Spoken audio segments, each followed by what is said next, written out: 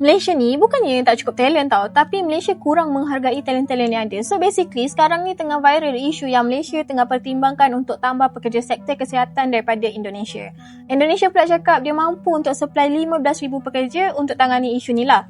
So first thing first, bila isu ni raise up, bukannya I persoal kenapa kita nak kena ambil negara luar, tapi benda yang I fikir kenapa talent kita tak mampu untuk stay dalam industri dorang dekat negara sendiri. Yelah, sebab nurse, doktor, farmasis kita bukannya biasa-biasa, dorang semua hebat. Dan rata-rata banyak investor asing di Malaysia walaupun menanamkan modal di Malaysia, tapi mereka malah mengambil pekerja asing dari Indonesia. Alasannya tidak memilih pekerja orang Melayu di Malaysia. Ya mungkin banyak sekali faktor yang bikin ribet di sana ya untuk pekerja asing di Malaysia. Kita harus bangga juga ya, ternyata orang Indonesia dipilih untuk bekerja di luar negeri, dan di sisi lain harga buruh di Indonesia itu lebih murah dibandingkan di Malaysia gitu. Tapi pekerjaannya lebih telaten orang Indonesia. Jadi mari kita bahas. Sebelum kita bahas, jangan lupa untuk like, komen, dan subscribe-nya. Kenapa pekerja Indonesia dibutuhkan di luar negeri dan sangat-sangat telaten. Let's go. Jawapan yang I dapat, diorang underpaid, which is kalau diorang pergi luar negara, diorang boleh dapat better salary, diorang punya workload lagi manageable, career path diorang pun nampak lebih jelas. Dan ada juga segelintir masyarakat ni suka sangat cakap, alah kenapa nak kerja dekat negara luar, tak sayang ke negara sendiri?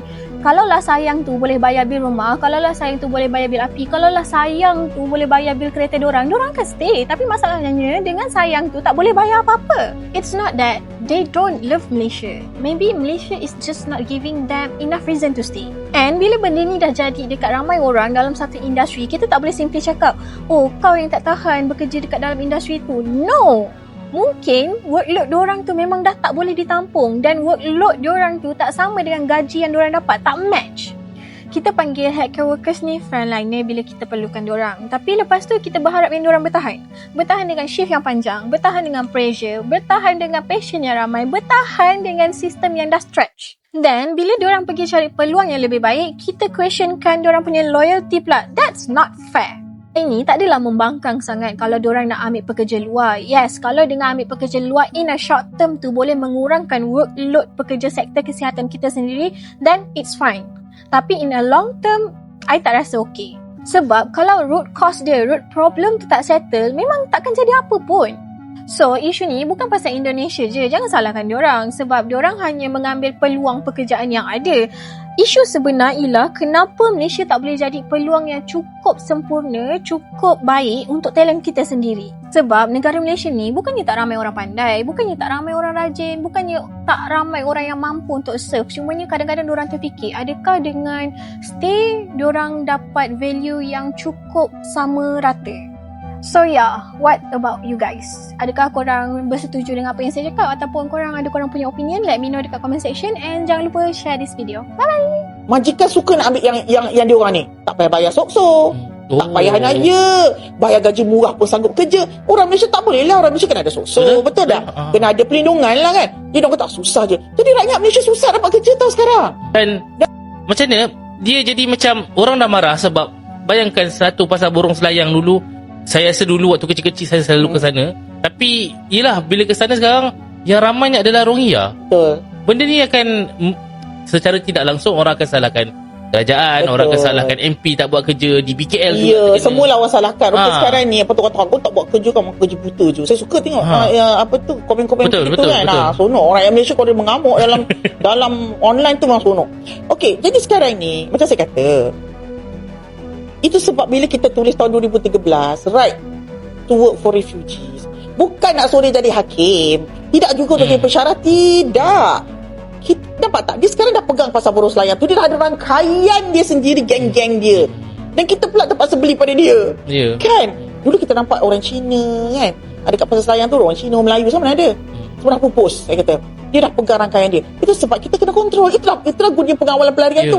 Apa sektor dia boleh masuk, dia boleh bekerja dalam sektor tu, tapi kita kawal dia. So maknanya, okay, you hanya ni je, jangan keluar.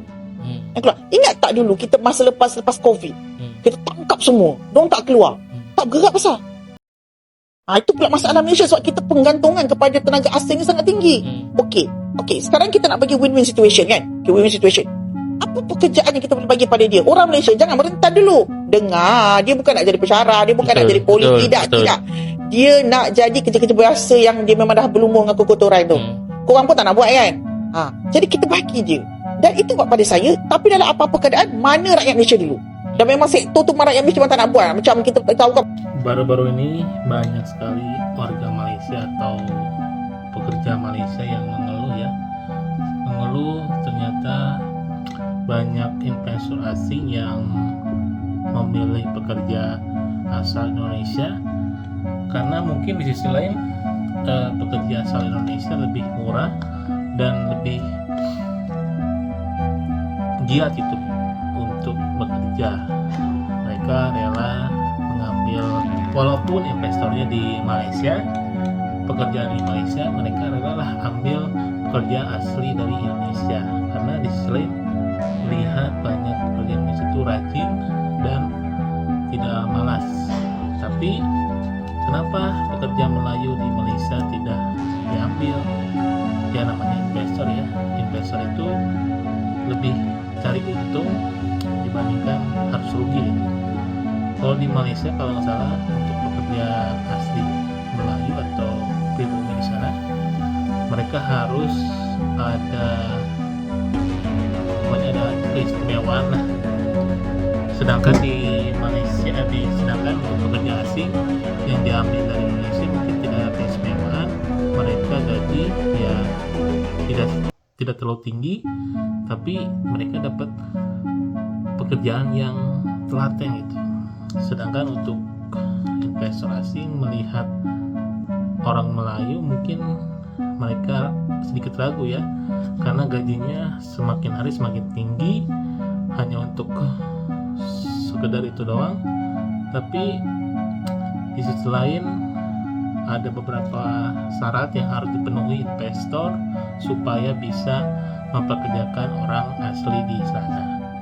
Jadi intinya di video ini kita bisa lihat ya, pekerja Indonesia memang dibutuhkan gitu. Banyak sekali orang yang atau investor asing yang benar-benar membutuhkan pekerja asal Indonesia walaupun kantornya di Malaysia, tapi mereka malah ambil pekerja dari Indonesia. Baru-baru ini kan Malaysia membutuhkan perawat, padahal di sisi lain kalau kita lihat Malaysia banyak sekali pekerja atau lulusan perawat di sana. Ya alasannya itu yang tadi, yang pertama gajinya tinggi, tapi masalahnya ribet gitu. Sedangkan untuk pekerja asing di Indonesia mereka bebas dan harganya lebih murah dibandingkan pekerja di tempatnya. Jadi menurut kalian gimana guys? Tulis di bawah. Jangan lupa untuk like, komen, dan subscribe-nya. Mari kita saling adu argumen dan saling berdiskusi di kolom komentar.